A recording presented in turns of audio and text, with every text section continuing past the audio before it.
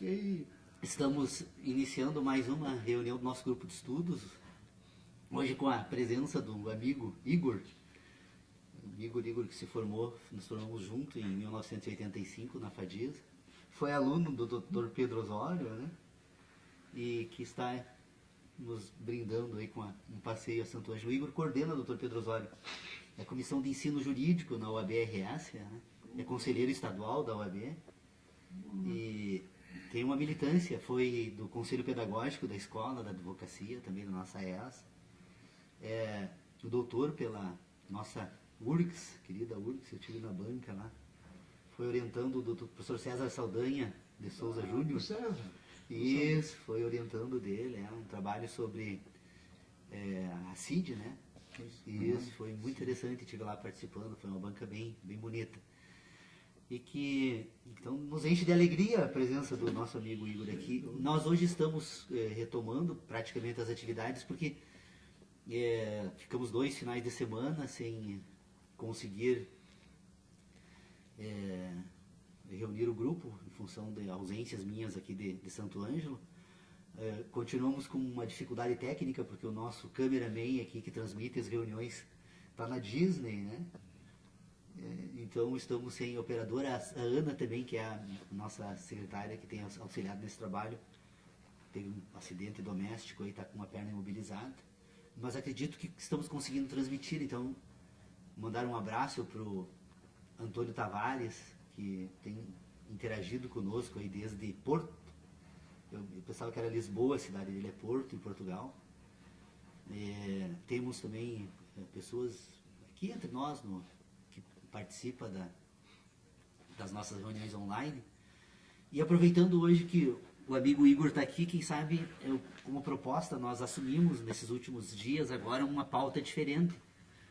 Nós tínhamos uma pauta que era pôr em ordem as competências que permitem ao ser humano entender e pensar. E agora nós estamos examinando uma outra competência que é pôr em ordem as habilidades então que permite o homem agir, a ação humana. Essa ação humana, então, ela é o terceiro momento de um estudo que tem já 4 fases, eu poderia dizer. A primeira fase do nosso grupo de estudos foi quando passamos a investigar a respeito da pauta que pretendíamos estabelecer. Percebemos que a tarefa que estávamos enfrentando era da maior complexidade, porque o Dr. Pedro Osório fez uma preleção em 4 de abril de 2006, neste local aqui, pondo em ordem todos os estudos havidos até então sobre a teoria do conhecimento e o problema que a teoria do conhecimento se propunha a resolver. E com essa palestra do Dr. Pedro Osório, nós começamos então a nos perguntar sobre a seguinte questão: se era possível conhecer algo, até que ponto, se fosse possível, a resposta positiva, então, é possível conhecer, até que ponto, então, se conseguia conhecer, e depois, de que forma, como se conhece algo. Esse como se conhece algo que ocupou depois esses momentos que nós estamos examinando agora. Na época, então, percebemos que a teoria do conhecimento, desde sempre, ela esbarrava ao tentar responder a primeira pergunta, né? Se é possível conhecer algo, né? E aí não faltam exemplos, que eu posso citar apenas 2, quem sabe, para dimensionar a dificuldade da tarefa que nos debruçamos inicialmente. Diz respeito às nossas aptidões, que se nós efetivamente falamos em conhecer algo, nós em verdade estamos examinando as nossas relações com o mundo, na natureza e conosco mesmo, né? Porque quando falamos de conhecimento, estamos falando de sensações que objetos produzem nos nossos sentidos e, portanto, que nos permitem ter experiências. Aquela afirmação inicial de Kant, lá que todo conhecimento tem origem na experiência, né? Então foi a primeira questão que nós percebemos que era necessário entender o que significa isso, né?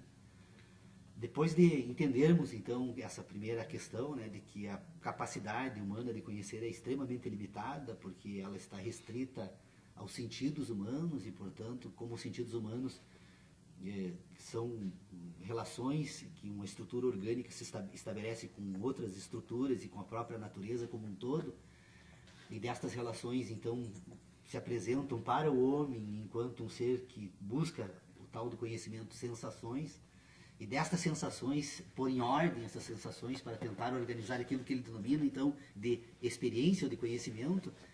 Tudo isso nos deu, assim, uma dimensão que é praticamente impossível resolver este assunto na totalidade.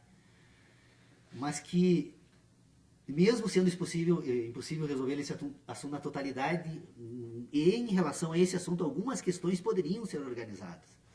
Então, nós, por exemplo, chegamos a uma conclusão que desvanece, que faz com que todos nós abandonemos imediatamente essa tarefa quando vamos refletir sobre as estrelas. As informações astronômicas nos dão conta de que as estrelas, a mais próxima, que é o Sol, ela se encontra a 8 minutos e 20 e poucos segundos da Terra, ou seja, se o Sol desaparecesse neste momento, nós durante 8 minutos continuaríamos iludidos com a existência dele, quando na verdade não existia mais.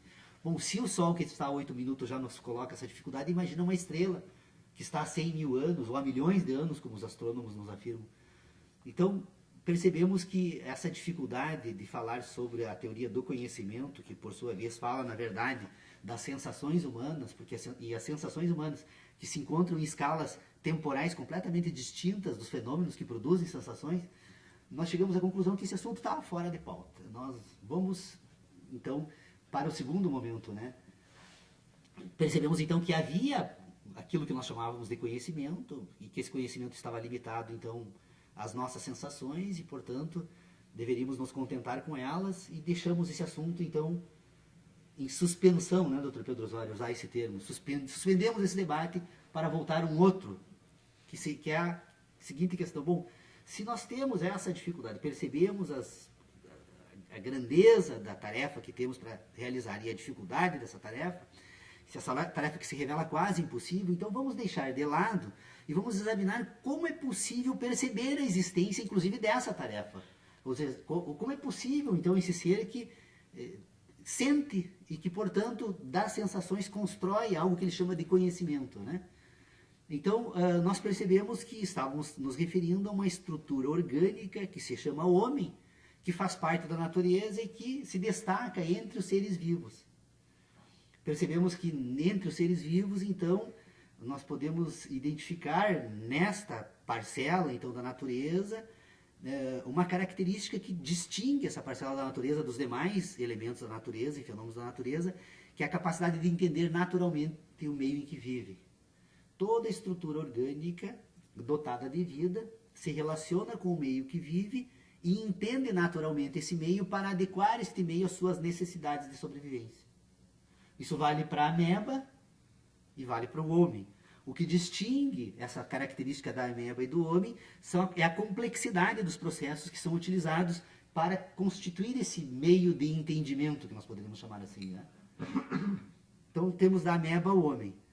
Bom, se nós temos da ameba o homem e percebemos que é uma capacidade natural de processar, de organizar aquilo que nós chamamos de entendimento, que vai constituir no final e ao cabo todas as nossas habilidades e as nossas competências que permitem, inclusive, investigarmos sobre as competências de conhecer e de pensar, nós começamos então agora, bom, vamos deixar novamente em suspensão. Percebemos que a tarefa da filosofia, da teoria do conhecimento, é uma tarefa praticamente impossível. Percebemos que responder também sobre essas estruturas orgânicas que entendem o mundo naturalmente também é uma tarefa extremamente difícil, mas vamos então agora examinar como esses processos orgânicos ocorrem.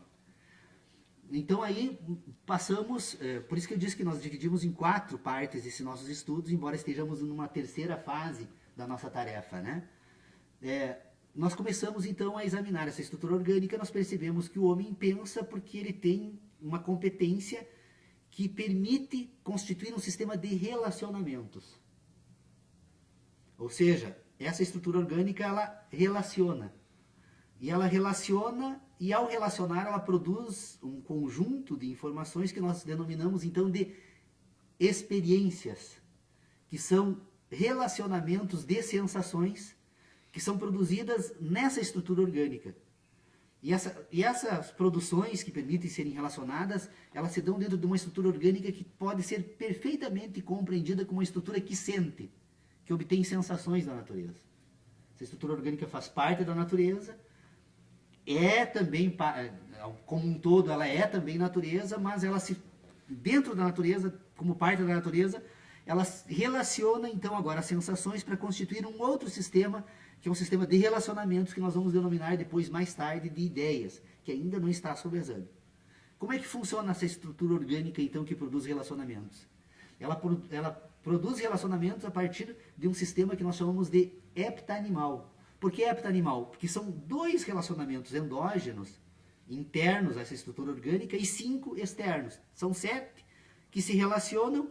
E essa estrutura orgânica, então, que nós descobrimos lá naquele primeiro momento, que ela se destaca no mundo dos elementos da natureza, pela capacidade natural de entender o meio em que vive e se adequar esse meio que vive às suas necessidades, nós percebemos, então, que essa estrutura orgânica, ela obedece 2 instruções que são necessárias à sua própria existência enquanto estrutura orgânica.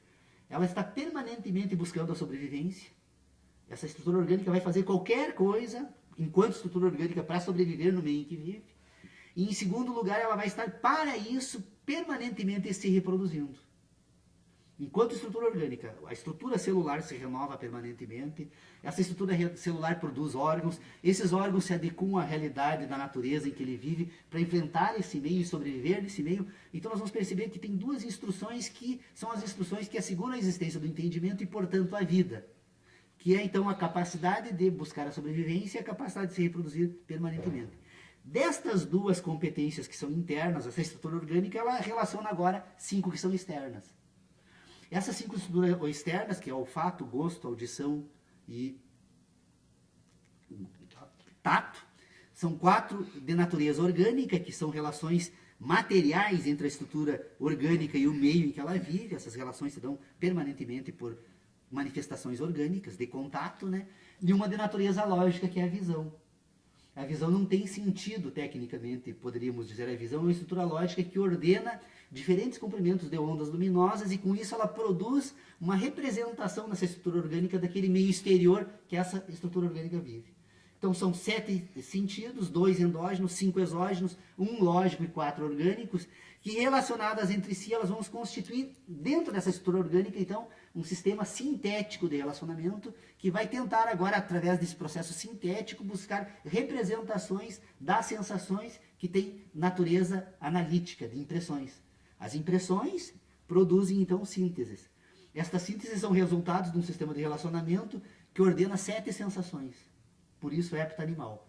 Então, poderíamos, em princípio, perceber nessa estrutura orgânica uma estrutura heptanimal que sente e que opera, que dispara operadores lógicos. Que operadores lógicos são esses? Bom, essa estrutura orgânica, então, ela tem uma capacidade de repetir infinitamente a possibilidade não algo, né? A possibilidade da ideia de repetição. Repetir permanentemente a possibilidade de repetir. Esse operador lógico não algo, ele, na presença de algo, que é uma impressão, ou seja, a estrutura orgânica se relaciona com o meio externo, este meio externo produz uma impressão, se apresenta na estrutura lógica como uma cadeia binária não algo, algo abre 7 relacionamentos que vão constituir uma síntese, que é uma ideia. Essa capacidade, então, de relacionar, ela vai constituir agora um outro ambiente, que é o ambiente das ideias, dessa estrutura orgânica, que nós vamos identificar da seguinte forma. Primeiro, bom, se essa estrutura orgânica sente, essa estrutura orgânica também pensa, que é a habilidade que utilizamos agora, inclusive, para fazer esta ação da comunicação, que é a fala, né? A estrutura orgânica, então, ela vai constituir um sistema de relacionamentos baseado, então, nos operadores lógicos não algo, não algo, uma cadeia de repetição, algo, uma cadeia de sucessão, de acontecimentos que se ordenam no espaço. Então, nós temos o quê? Sensação e ideia. Nós temos, então, uma cadeia de acontecimentos que no mundo da natureza se dá da seguinte forma. Nós temos o fenômeno natural, exterior à estrutura orgânica. Nós temos a impressão do fenômeno na estrutura orgânica, que é, então, produz o quê? Produz sensação na estrutura orgânica. E desta impressão na estrutura orgânica, agora, ela cria uma cadeia de relacionamento que se chama uma síntese. A síntese agora não é mais o fenômeno, não é mais a impressão, mas é a relação da sensação e o fenômeno. Então você veja que essa estrutura orgânica, que tem 2 capacidades endógenas, então, que é da sobrevivência e reprodução, ela, na verdade, ela tem uma estrutura que funciona da seguinte forma. ela, na medida em que ela racionaliza agora nessa cadeia de relacionamentos, as sensações endógenas, ela vai relacionar as sensações, aquilo que nós racionalmente denominamos, quando falamos, através da linguagem, a dor e o prazer. Então, o fenômeno que se relaciona com os operadores lógicos da sobrevivência e reprodução, que se apresentam racionalmente como dor e prazer, e associado agora aos processos lógicos exteriores, que são as impressões causadas na estrutura orgânica, mais a capacidade dessa estrutura orgânica de relacionar através da visão, ela vai produzir uma síntese, que é uma ideia. Esta ideia, quando se refere a uma sensação, ela é conhecimento. Então, todos os conhecimentos, todos os nossos conhecimentos, que são as ideias que nós temos sobre aquilo que chamamos de conhecimentos, são referências que nós fazemos de uma relação entre uma sensação endógena e 5 exógenas. Então, tanto que qualquer um de nós, se eu perguntar, você conhece fulano? Aí eu digo, sim, eu conheço. A primeira pergunta que vem subsequentemente é isso, se a pessoa quiser buscar coerência nessa resposta, é o seguinte: onde você ouviu? Onde você o encontrou? Para que alguém possa conhecer alguém, é necessário que tenha sensações, que por sua vez são experiências, que por sua vez compõem aquilo que nós chamamos de conhecimento. Então, o conhecimento, na verdade, é uma cadeia de relacionamentos constituídos sinteticamente nesse ambiente que nós denominamos de ideia, que fazem referências, então, às sensações que, por sua vez, estão relacionadas às impressões que foram produzidas entre o meio e essa estrutura orgânica. Então, é uma cadeia lógica de representações que produz ideias. Essas ideias, elas vão compor nesse indivíduo aquilo que nós denominamos, então, das suas verdades. Todos nós, indivíduos, possuímos as nossas verdades, e as nossas verdades são representações por ideias das nossas sensações, que por sua vez foram produzidas por impressões, que são relações entre sensações endógenas e o meio exógeno. Então, todo indivíduo que possui conhecimento, possui verdades. São ideias que dizem respeito às suas sensações, que fazem parte das suas experiências. Só que os indivíduos como tais, todos eles constituem um sistema de experiências, de sensações, de verdades e, portanto, de ideias que são próprias, que não são universais. Embora elas se apresentem de forma semelhante em grupos de indivíduos, enquanto tais, cada um compõe, então, de indivíduos com as suas verdades, seus conhecimentos e as suas ideias.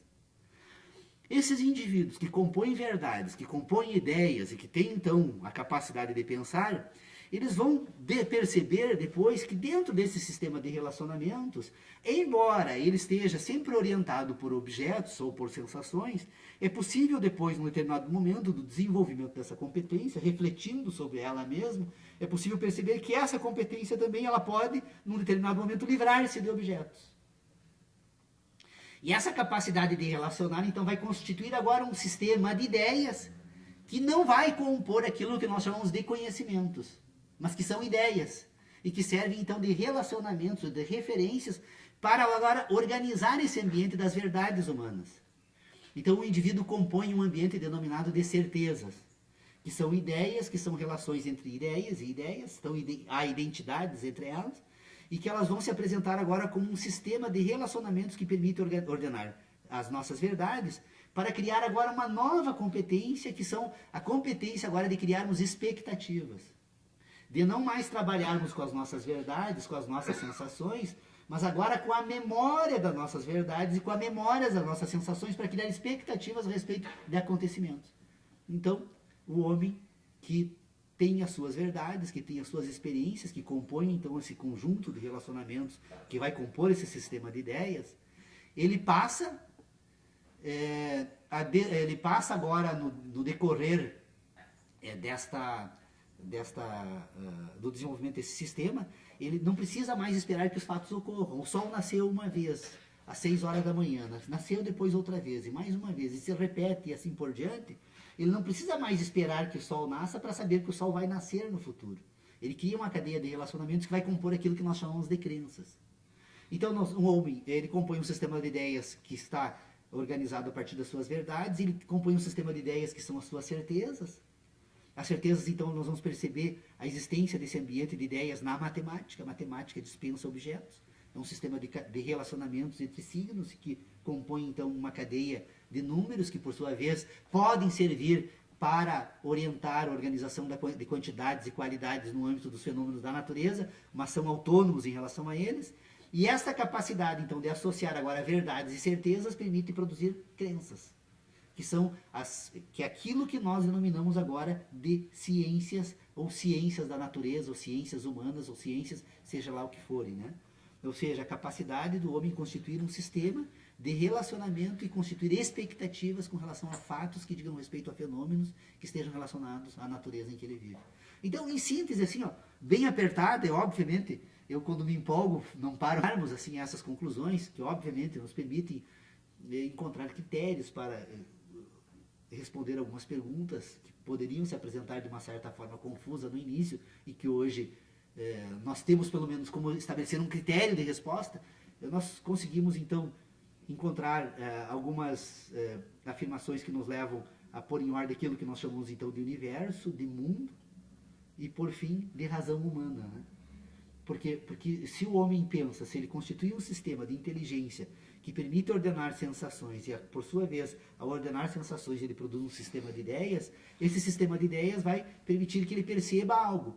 O que nós temos condições de afirmar, então, em relação à teoria do conhecimento? Que nós estamos diante de um universo. O que é o universo? É um processo em curso no espaço. Como esse processo ocorre? Não sabemos, mas é um processo em curso no espaço. Na medida em que o homem ordena esse processo em curso no espaço pelas suas sensações, então o homem constitui um mundo que faz parte do universo, que são as sensações, é o mundo, o mundo então é o universo ordenado por sensações. Na medida em que o homem ordena as sensações, constitui um mundo. Mas o que é o mundo então? O mundo agora são sensações relacionadas entre si. Porque se o indivíduo constitui um sistema de inteligência que nós denominamos então de ideias, essas ideias são produzidas pelas sensações, na medida em que ele ordena as sensações entre si, ele constitui um sistema racional. E na medida em que ele agora relaciona sensações com os fenômenos, nesse universo em curso no espaço, ele constitui um mundo dentro do universo. Então nós temos o universo, nós temos o mundo e temos a razão. A razão é um instrumento que nos permite agora, então, fazermos o quê? Agir. O que nós estamos fazendo aqui agora? Estamos tentando examinar de que forma esta ação humana opera, então.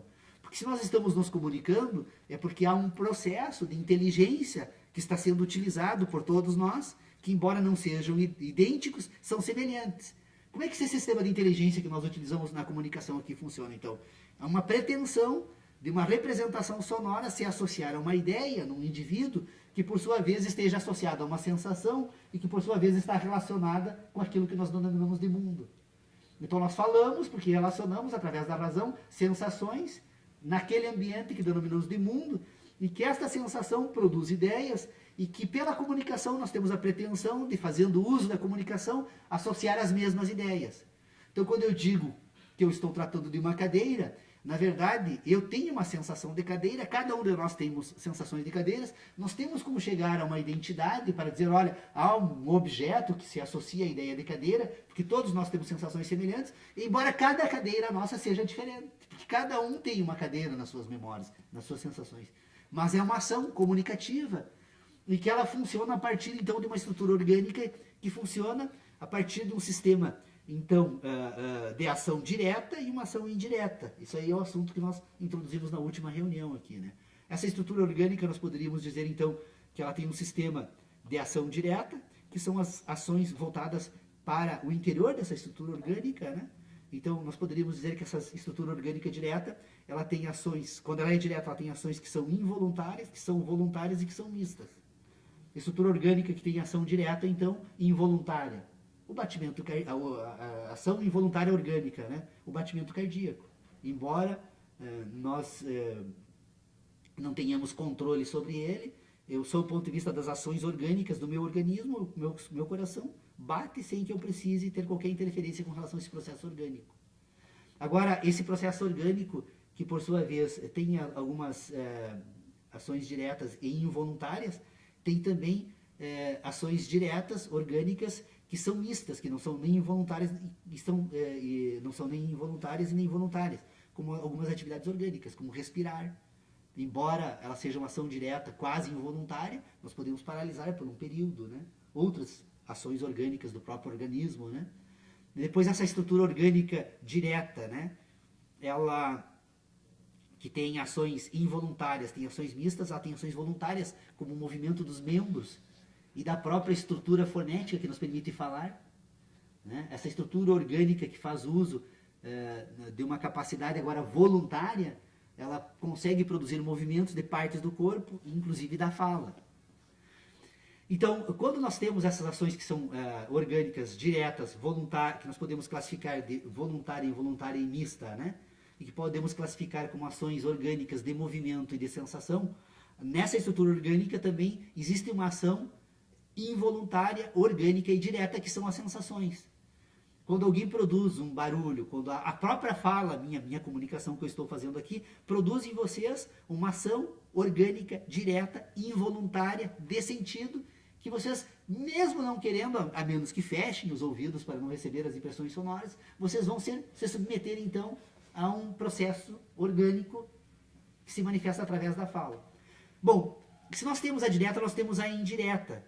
A indireta agora é quando ela se projeta para fora do organismo, né? A ação indireta para fora do organismo, então ela pode, a mais importante de todas é a ação de movimento. A ação de movimento ela pode ser simples, né? Quando o movimento simplesmente se opera, move a mão, né? Ou pegue um copo, né? Ou ela pode ser complexa, quando ela move para fora do indivíduo e relaciona mais de um objeto. Pegue um copo e largue na mesa. Então você veja que a ação orgânica indireta de movimento complexa, porque ela produz um movimento fora do indivíduo e depois relaciona esse movimento com um outro objeto. Por isso que ela se torna complexa. E nós temos, então, a mais importante das ações humanas, que é a que eu acredito que vai consumir os próximos 8 anos do grupo de estudos aqui, que é ação indireta de sensação, que é aquela que nós utilizamos agora através da fala, para com a ação indireta de sensação, nós vamos agora produzir no outro indivíduo, ela tem o propósito de produzir no outro indivíduo, agora ordenar sensações fora da estrutura orgânica. Né? Ela tem ação indireta orgânica, né? Que é a reprodução. O ser humano, quando se reproduz, ele produz uma ação indireta, porque é fora dele e é orgânica. Alguém diz, não, mas a mulher é direta, porque não, ela produz num determinado momento, mas ela depois se projeta para fora, essa reprodução. Né? Mas a ação indireta de sensação é aquela, então, pela qual o indivíduo, fazendo uso da ação indireta de movimento, ele busca ordenar sensações numa estrutura orgânica que está fora da sua estrutura, que é o que nós vamos fazer agora quando utilizamos, então, de representações fonéticas para buscar associar ideias a sensações e a fenômenos, e com isso estabelecer um sistema de comunicação, que é o próximo, né, próxima etapa dessa cadeia de 3 que nós estamos examinando, né? Nós temos então uma cadeia que diz respeito ao homem que sente, que estamos examinando, que a teoria hepta animal busca responder.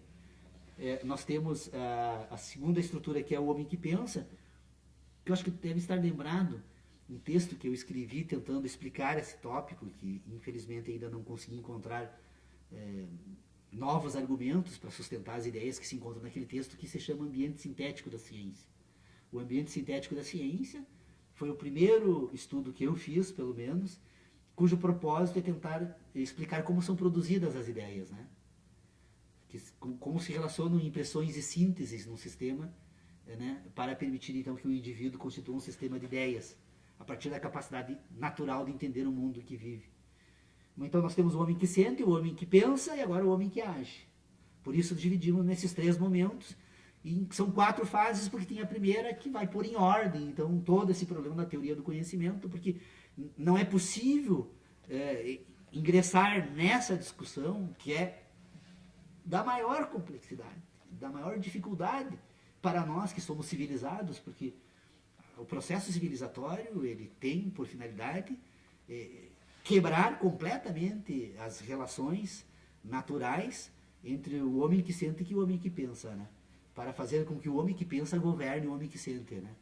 A razão civilizada é uma razão que te impõe, tanto que há toda uma tentativa humana, né, de restabelecer esse vínculo, né, E você mesmo contava ontem da experiência que você viajou a um país com uma cultura diferente, que absolutamente de forma normal ele encontrou um indivíduo que simplesmente estava completamente nu, só com a metade da roupa no corpo, e a cidade toda tratava como se não houvesse absolutamente nada. Ou seja, é um sujeito que está tentando romper com a razão civilizada, porque, na verdade, qual é a razão para termos tanta vergonha do nosso corpo, né? Aliás, que talvez que produz as relações mais naturais do ser humano, né? Que são as orgânicas da reprodução e que assegura a existência da vida no planeta, né? Não só entre os homens, mas como os animais. Por quê? Porque nós quebramos a cadeia entre o homem que pensa e o homem que sente. E aí, agora nós constituímos um mundo que, na verdade, é uma forma de reduzir o homem, né, a um indivíduo civilizado. O indivíduo civilizado é aquele que pensa e que agora se guia pelos pensamentos, não pelas sensações. Desculpe o exagero do tempo que eu utilizei. Eu sei que o Dr. Pedro Osório e o Fernando Sodré, que também é um grande filósofo, aí tem dado mostras, né, a tempo, e o Hélio, e todos nós aqui temos, como dizia o Dr. Léo Fett, né, ele disse, olha, nós temos que usar o método dos atenienses, eles davam o direito à pessoa a falar o tempo que quisesse, desde que tinha apenas uma perna, né? Quando cansasse tinha que parar, né? Então estamos sentados aqui, me desculpe.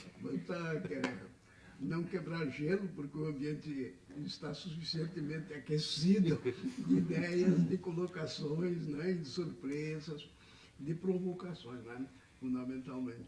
Pois é isso que nós estamos fazendo aqui, Igor. É uma montanha de problemas onde cada um bastaria para deflagrar toda uma explosão dessas. A cada momento, vem acontecendo comigo. Não, a certa altura, o Paulo sabe bem a minha opinião sobre isto, que não é de desfazer, nem minimizar a qualidade do esforço que ele está fazendo, e da construção, até pioneira em certos lugares, pelo menos para o meu raciocínio, o meu conhecimento, minhas leituras, mas isso eu nunca pensei nisso, ou nunca li alguma coisa sobre isso. Me falaram. Então, ele não me dá tempo de deglutir, porque realmente o tempo, né? Somos escravos dessa coisa, não é? E de que o tempo passa. Né? Vocês já nos disseram, os mais antigos, né? Somos nós que passamos, né? Não estou compondo. Então, são colocações desafiadoras. Aquelas que mais simples, me parecem, são as que mais vão me perturbar lá na frente. O que vai dar alguma razão ao cético. Embora a razão cética seja extremamente capenga, porque onde ela se apoia para derrubar a lógica das modalidades. Possível, impossível, é necessário. O cético é impossível o conhecimento. Em que base, então, o senhor se apoia para poder dizer isto, se me deres isso, eu fico muito agradecido. Eu ando à procura de algo. Então, o cético coloca já de antemão, como absoluto, isto é impossível. O conhecimento é impossível. O que não é, o que nos torna ilusório é a qualidade de um saber que pode vir apoiada ou não em bons argumentos e, sobretudo, de utilidade, um instrumento de controle social para o direito, né? Amenizar essas arestas que as normas jurídicas ensejam. Por isso, o senhor tem sido atraído para esses lugares. E com a tua presença, eu falei lembrar a minha passagem modestíssima pela nossa Universidade Federal, que não tinha, à época, não tínhamos mestrado. E e até nem especialização. Especialização se fazia com faquinha lá na Faculdade de Educação, da própria universidade. Né? Então eu tive que sair fora, fui a Florianópolis, por lá, procurar lá. Me deram uma iguaria. Até que se enganaram nas trocas de prova, aí a fragilidade do conhecimento humano. Se enganaram e me aprovaram para um estágio de docência. Imagina. Numa área que eu conhecia um pouco, na vivência forense, que era o direito empresarial, mas vinculado a certas relações de segurança, né? E de seguros. Caí naquilo ali. Tenho recordações imensas. E, né, assim como os anos passam, né, mais distante vai ficando de mim a realidade que ocorreu lá atrás, os vestígios que ela deixou. E eu acho que o César ainda está vivo, o César Saldanha. Sim. Uhum. Porque o pai dele foi meu contemporâneo. Foi um dos primeiros mestrandos que apareceram ali. O César era muito competente, né? Pioneiro. Fizemos seminários no Viamão. Maior eu estive lá. Né? Vários deles. E num ambiente muito gostoso. Parecido com isso aqui. Troca de ideia, não fala. Não. Eu não tenho o que dizer. Explica isso. Por que tu não tens o que dizer? Pronto. Até que empurrava a pessoa para comer, né? E começa. E foi um ambiente muito bonito. Então foi um encantamento para nós, a sua visita. Venha seguidamente aqui, analise isto. O que o nosso companheiro de estudos, e a quem devemos realmente o chute inicial disto tudo, e que ele mantenha essa esfera rodando aí no ar. O Paulo, o problema do Paulo é a sua tese doutoral. Ele que precisa, ele acredita que a tese doutoral é que cria algo inédito. Aqui, na realidade, é o contrário. Andamos a discutir a realidade para depois falar sobre esse achado, se é que existe e que possamos chegar lá e quando, você sabe. Mas nem por isso vamos nos entregar à preguiça mental, porque daí sim, o cérebro tem que ser usado. Uma máquina que fica emperrada. Agora, não pode também, como tive uma experiência mecanicista, na acepção dura mesmo no termo, fui um mecânico de propulsão, de motores, na época da Segunda Guerra Mundial. Saí daqui alistado, os meninos jovens, os gurizinhos eram todos alistados.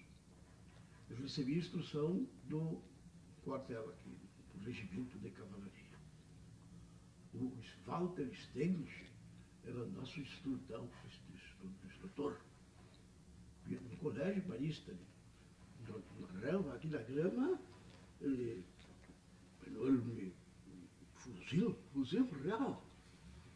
A gurizada aqui, de bruxa, olhando, e ali, isso é a peça tal. Isso aí, este é um fuzil.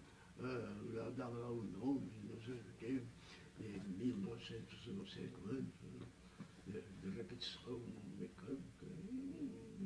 Enfim, nos preparando para uma guerra. E não deixou de vir mesmo. E veio, com toda a sua. Então, acabamos de servir a pátria. E que é um dos anos em São Paulo, depois passamos um breve estágio pelo Rio de Janeiro, e mais uns 4 anos, uma coisa assim, na base aérea de Fortaleza, no Ceará. Ali operávamos com mais de 100 bombardeiros, dia e noite, voando permanentemente numa esquadrilha, no mínimo. Patrulhador litoral, tá lá para cima, o canto está para lá, né? O litoral.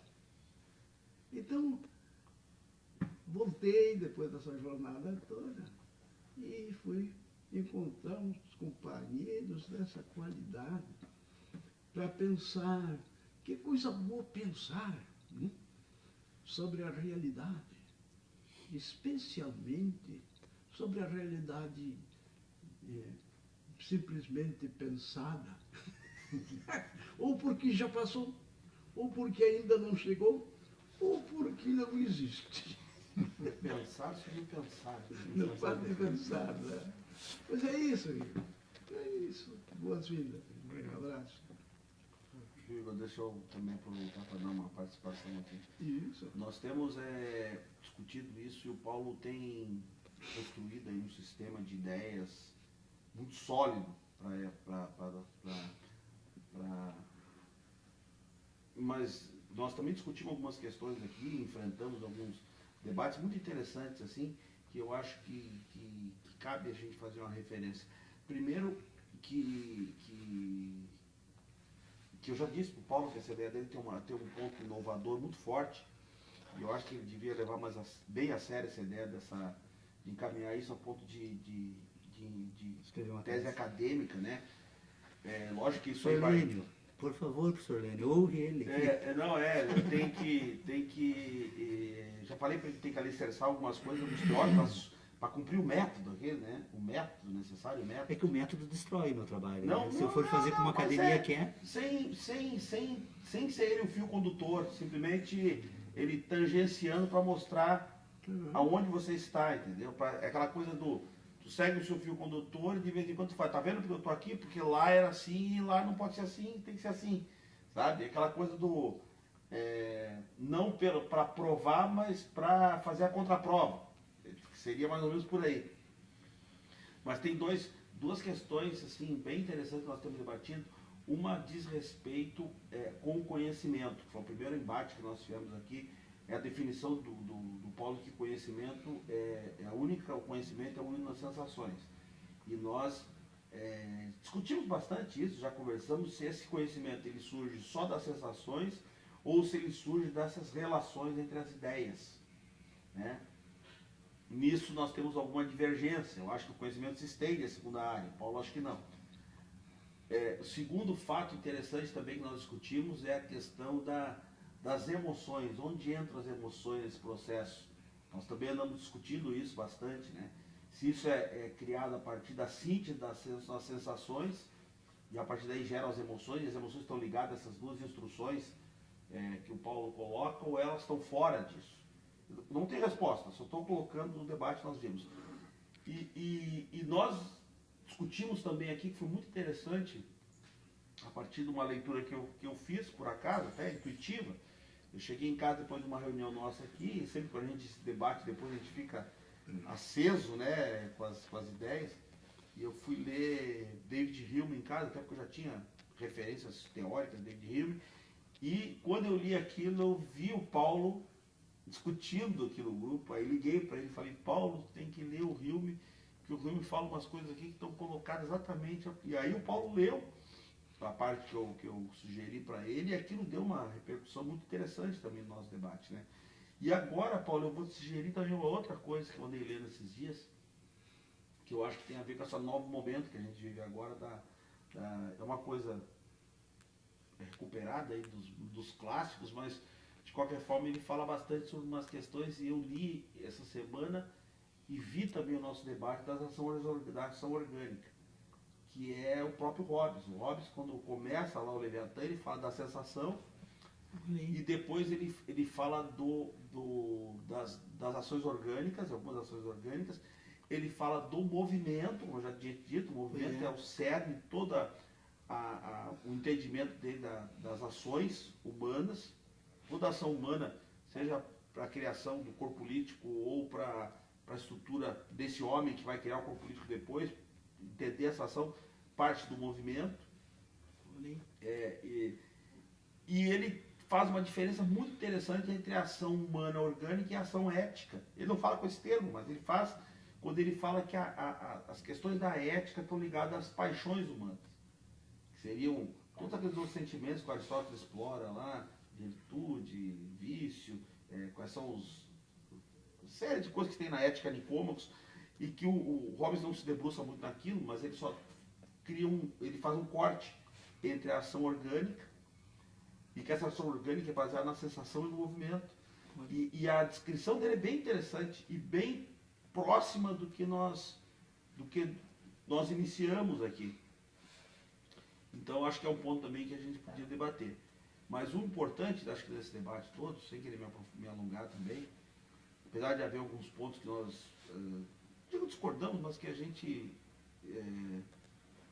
às vezes faz uma reflexão em cima de determinadas coisas, é que esse debate tem sido muito positivo. Nós estamos conseguindo aí construir, mérito mais do Paulo até, que na verdade tem esse esforço pessoal aí muito intenso e ao mesmo tempo muito próprio dele, porque o Paulo tem um método muito interessante. Ele faz questão de ele criar as reflexões. Então, essa coisa que eu digo para ele, lá no Leviatã tem uma coisa, na verdade, é só para reforçar o que ele já descobriu, sozinho. Não é uma coisa que nós, eu vou ler lá e me aproprio do conhecimento dele. Ele tem desenvolvido esse processo. E aí a gente encontra a referência daquilo, e o único papel que eu faço aqui, quando eu acho, é dizer para ele, olha, Paulo, lá tem um cara que está dizendo um negócio que serve mais ou menos para sustentar o que já está muito claro no entendimento dele, e que eu vou dizer com praticamente toda essa discussão tem sido muito própria, muito boa, e eu me convenci que assim, muitas coisas do que o Paulo tem colocado é mais pura verdade, e tem superado até na questão da teoria do conhecimento tradicional aí. Então, nesse sentido, os debates têm sido muito interessantes. Nós temos introduzido aí e enfrentado, e o Paulo tem mantido essas questões que eu tenho dito aí, da questão das emoções, a questão do nível até onde vai o conhecimento, o que é conhecimento, o que não é conhecimento. E agora nós estamos preparando um grupo aí para durante a semana. Hoje nós vamos continuar esse debate no sábado, tentando passar um ano e tal, e depois vamos encaminhar isso para um momento, e lá na frente nós vamos fazer um debate sobre ética, política e direito. Sim. Que seria um momento posterior a essa ação orgânica, vai entrar na ação ética e a constituição dos entes políticos, e aonde entra a normatividade, o direito e essa discussão. Quer dizer, como nós sentimos necessidade também de fazer esse debate, nós vamos abrir um segundo momento aí para fazer essa reflexão. Então, para nós tem sido prazeroso, aí sábado vir aqui discutir, né, debater, conversar, às vezes com mais polêmica, às vezes com menos polêmica, mas... E assim, a presença do Leonardo, as reuniões são um pouco mais tranquilas, né? O Leonardo é um filósofo de escola, que não é nenhuma crítica que eu faço, ele pelo contrário, são provocações que ele faz, e às vezes nós nos acaloramos um pouco mais aqui, mas todas as reuniões têm sido aproveitadas, realmente têm sido, com certeza. E a questão que eu e o Sodré temos, na verdade nós não divergimos, talvez eu ainda não tenha conseguido expor com toda a clareza e profundidade que o tema complexo esse tem, mas que eu sustento a seguinte tese de que ideia e conhecimento precisam ser separadas, distinguidas radicalmente para poder serem entendidas. Por quê? Porque para mim, conhecimento, sensação e verdades são diferentes exames de um mesmo tema. Toda vez que eu falo de conhecimento, de sensação e verdade, essas três expressões, elas significam praticamente a mesma coisa. Em graus diferentes. Não é coisa, a palavra coisa não cabe aqui. Tem praticamente o mesmo significado. Certeza, verdade, conhecimento e sensação. Depois, certeza, crença e ideia também são diferentes dimensões do exame de um mesmo tema. Então, ideia, certeza e crença, verdade, conhecimento e sensação precisam ser distinguidas. Elas jamais podem ser tratadas da mesma forma. porque são temas diferentes. E a falta dessa separação é que cria as primeiras grandes confusões na nossa cabeça para levar esse estudo adiante. Então, para mim, é categórico isso. Eu não abro, hoje estou convencido. Categórico. Estou absolutamente convencido, subjetivamente, então, dominado por essa ideia de que essa separação é necessária. Verdade, sensação e conhecimento são diferentes exames dos mesmos temas. Na ordem seria sensação. Não existe uma ordem. É a sensação. Uma sequência, se você... Sensação, verdade e conhecimento. Então poderíamos. Conhecimento e verdade. Depois, ideia, certeza e crença também são diferentes exames de um mesmo tema. Eu posso colocar as certezas e as crenças dentro do mesmo ambiente. Porque elas constituem um sistema de inteligência distinto. Verdade, sensação e conhecimento fazem parte, então, do homem que sente. Certeza, crenças e ideias fazem parte do homem que pensa. São dois homens que precisam ser separados entre si, embora esses processos ocorram sempre ligados uns aos outros. Nós só podemos separar sob o ponto de vista do método do estudo. Porque o homem é um homem total, né? O homem que não sentisse não pensaria, o homem que não pensa no sistema que nós estamos estabelecendo aqui para racionalizar as ideias também não E aí fica sentiria, claro também, e facilita, só para não perder o gancho, o Hélio quer falar ali, só para não perder o gancho, mas fica claro também a instituição do que o Paulo tem dito também, que a gente tem discutido bastante, a questão do mundo da natureza e o mundo das ideias. Que hoje, e a questão do mundo das ideias inclui o mundo da moral, o mundo da ética, que muitas vezes quer submeter o homem do mundo da natureza, né? E até que ponto essa possibilidade existe, a gente sabe que existe, e até que ponto ela é adequada para a vida que a gente tem ou inadequada. Lógico que nós podemos transitar entre o relativismo absoluto, que seria colocar tudo no homem individual, ou as certezas absolutas, seria submeter o homem unicamente a um sistema de razão que desconsidera a natureza, né? Então nós temos oscilado nessas análises entre esses fatores. E aí a gente vê onde se situa o direito, né? O direito está situado nesse âmbito, porém nós temos que perceber qual é a função do direito, dependendo do âmbito que ele se encontra, do âmbito de compreensão do mundo que nós temos, ele vai ter uma função, né? Seja regular as ações, seja dar liberdade para as ações, o direito vai transitar nessa... Mas desculpa, o Hélio quer... Não, só dizer que me parece que é isso que o Leonardo anda procurando. Ele anda procurando uma definição, né, precisa, né, se é que eu posso dizer, dos termos esses, por exemplo, das diferenças entre conhecimento, verdade e verdade, conhecimento e sensações. Ele parece estar procurando justamente, mas já no âmbito das filosofia palavras acadêmica, em si, vamos dizer, hermenêutica da linguagem. Hermenêutica da linguagem. Aí nós entramos. O problema todo que eu percebo, assim, da dificuldade que nós enfrentamos e que ela é permanente e se apresenta sempre nas nossas discussões aqui, é que nós precisamos separar um pouco essas categorias filosóficas, porque elas não podem ser confundidas. Olha, se o que eu digo está correto, então nós teríamos que necessariamente concluir a seguinte questão. As sensações são sempre dos indivíduos.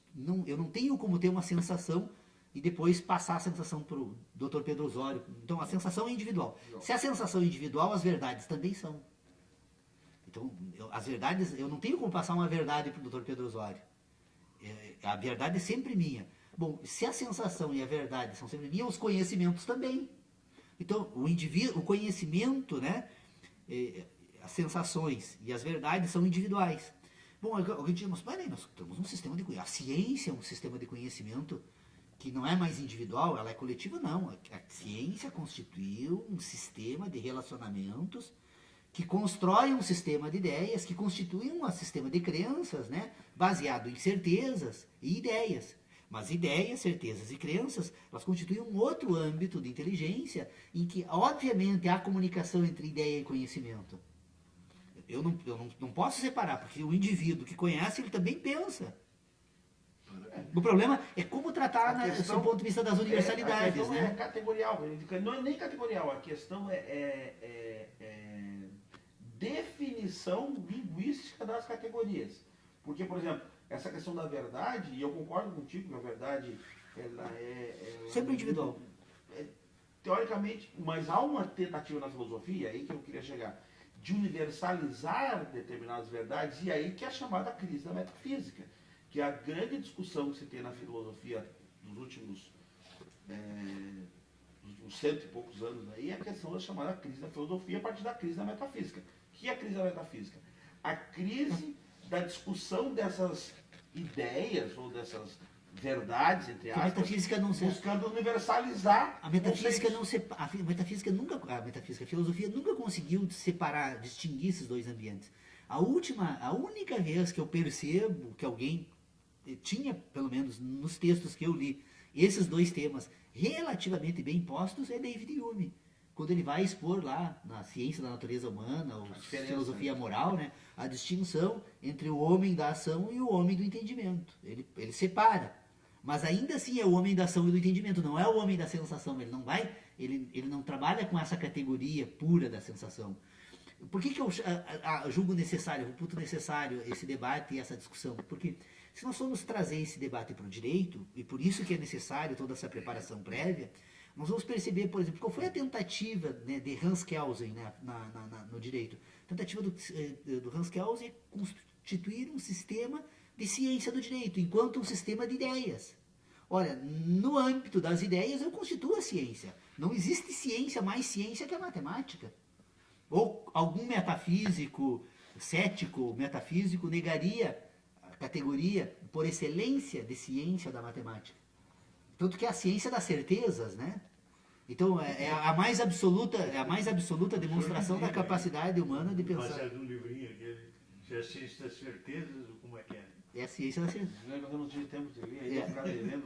Na verdade então nós temos um indivíduo que precisa ser tratado da seguinte forma: as verdades são individuais, as certezas são universais e as crenças são coletivas. Tudo aquilo que nós chamamos de ciência é um sistema de crença, porque é constituído no âmbito das ideias, fundamentado em relações de ser. Então, qual é o problema de Kelsen? O problema de Kelsen não é a ciência do direito na proposta normativa dele. O problema de Kelsen é que ele não conseguiu distinguir na obra dele, para refutar os críticos que ele conseguiria refutar. A impossibilidade está numa ciência da imputação. É na imputação da norma jurídica que a ciência se atrapalha. Porque toda vez que nós formos constituir um sistema de ideias hierarquizado, constitucional, como ele propõe, perfeito. É um sistema de ideias que se estabelece. O problema do direito não é, então, uma ciência normativa. O problema do direito é uma ciência de imputação. Porque toda vez que estivermos diante de um fato da natureza, onde o indivíduo se encontrar diante daquilo que nós denominamos de jurídico, alguém vai ter que dizer, este fato é assim. Então o problema da crise está na natureza, não nas ideias. O problema da teoria do conhecimento é esse. Bom, vamos manter a nossa tradição de encerrar pontualmente às 11 horas, né? Mas ficam as provocações, então, para os próximos encontros. Obrigado. E grandes. Deixa eu fazer a foto. Questão da imputação. O problema da ciência do direito estava assim. Me caiu essa ficha agora esses dias. Sim, sem dúvida. Porque a questão da imputação